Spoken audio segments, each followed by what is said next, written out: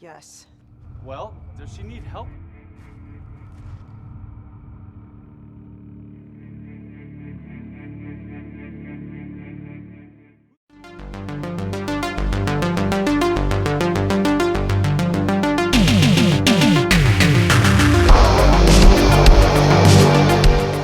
We are talking The Canyonlands. This one is written and directed by Brendan Devane.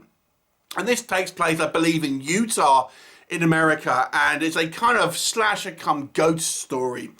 So we have Lauren, who is a sort of tour guide on this sort of Native American kind of reserve area, and she takes a group of 5 tourists out on a trip down a kind of river, like kind of raft.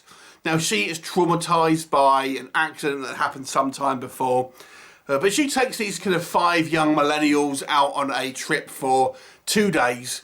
However, when she is there seems to be trouble as she and the group are menaced by a group of ghosts, those of Native American descent, and also a kind of maniac killer in the form of this killer cowboy. What will happen? You have to watch the movie to find out. So first of all, let's talk about what I liked in this movie. There were a couple of characters that I think were quite good and also relatively well acted. Stephanie Barkley, who plays our main character of Lauren, I think was pretty strong. She's the kind of the first character that we see really in the movie. And when it started up, I thought, oh, you know, this looks like it'll be relatively good movie. She seems like a pretty good actress to put it together. I was kind of buying her performance. And her character seemed like quite professional, quite kind of like, she knew what she was doing, confident in her role and stuff like that. And then we have our 5 college, kind of like college age kind of kids really. And one of them, Jennifer, played by Ari Anderson, I think was probably the best overall character because she was really the only one that wasn't a cliche. And also was well acted. So she was kind of like the lesbian character who was, you know, was kind of quite tough and confident.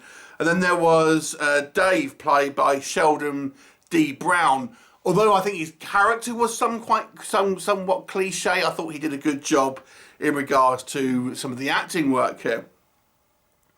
What else can I say maybe that worked in this movie? This kind of being taken place in this kind of canyon-esque area, there really is some quite impressive sort of photography, some quite nice kind of cinematography. We'll put a pin in that. I do have some problems with the cinematography, but there are some picturesque kind of vistas that we see that do look truly kind of magical, I have to say. And some of the kind of the filming techniques that they've really kind of amped up the kind of the level of mysticism around this area.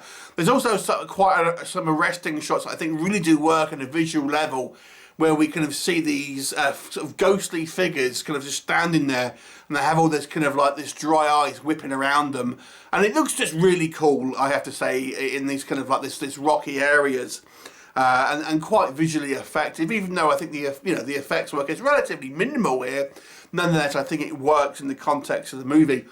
I also have to say a big shout out to the music. I thought the music was very strong and gave it this kind of like Old West but kind of creepy kind of feel as well. And actually I think amped up some of the emotions in part. What didn't work? Okay, so let's just go back. I mentioned a couple of the kind of like these tourists that I like. The main problem with these tourists, these kind of 5 millennials, is outside of the one, I think, kind of the one lesbian character, the other 4 are real cliches.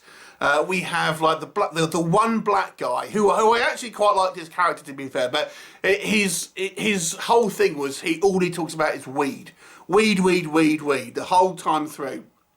That's his one and only character trait, and obviously he's the black guy. Very much a cliche. We've got the nerdy kid who's really anxious. So the first thing we see him do is take a breath from his kind of inhaler and stuff like that.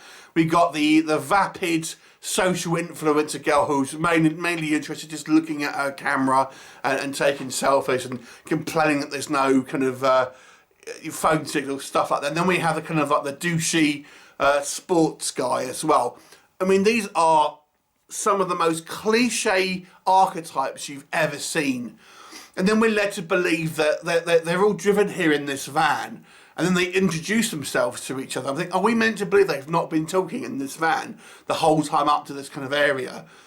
And then from that point on, I was kind of like, the competency that was shown at the beginning, sort of 10 minutes, I would say, with our main character, started to trickle away when we had these kind of silly kind of archetypes.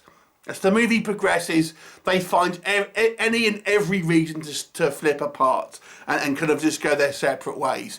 And then let's talk about the bad guy, this kind of this character of this evil prospector who like mugs at the camera anytime he can, and he looks like Bruce Spence, if you've ever seen that actor, New Zealand actor, was in the Mad Max films and a bunch of other stuff. It just looks like Bruce Spence, but he's constantly just mugging at the camera, and it's just like, oh my god, it's so cheesy.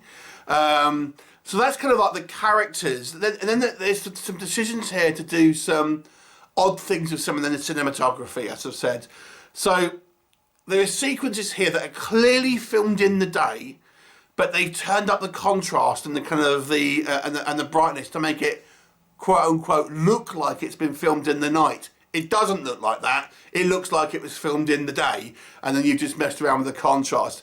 And then they have they have shots that actually are clearly filmed in like the dark, which look completely different.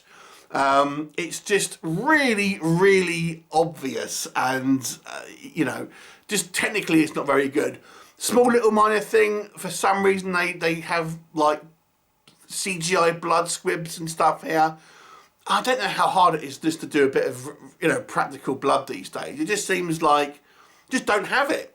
You're better off just not having blood spurting out if you can't do the practical blood. It just seemed like such an obvious thing to me. Then we have to talk about the ending. Oh boy, this ending, I mean, the climax of the action is one of the worst climaxes I've ever seen. It just is ridiculously stupid, where we have people literally standing still, not avoiding danger. I mean, and then we have a character turn that doesn't make sense. We have a character that, to this point, has been completely innocuous in regards to any type of motivation. And then there's a reveal that happens, and they decide to take a different character turn. And there's no practical reason why they would do this. There's no benefit to them. Think about it. If you've seen the movie, what benefit would this person have to do what they did? It absolutely makes no sense. And it's just stupid. It's absolutely stupid. And that's the actual kind of climax of the story part. Then, of course, you have the tag at the end, which also doesn't make sense with what we've just kind of seen and been told in the story of the main. So, the movie, I think, is ultimately a little bit of a mess. But it's just a shame. I think it started relatively strong. Mainly, I think, because of its main actress, who I thought did a very, very good job. And a couple of other characters, like I've said, I think did a good job with what they were given. Some of the other acting, I've got to say, was a little bit ropey as well, I would say. But, you know, outside of good acting from a couple of characters, some nice music, and a couple of okay kind of like sequences, the movie was just ridiculously dumb. And it didn't seem like it was going to be like that, which was a real shame. The story isn't without any entertainment value, I'll say that, but it is dragged down by some really kind of like poor choices here. Really poor choices.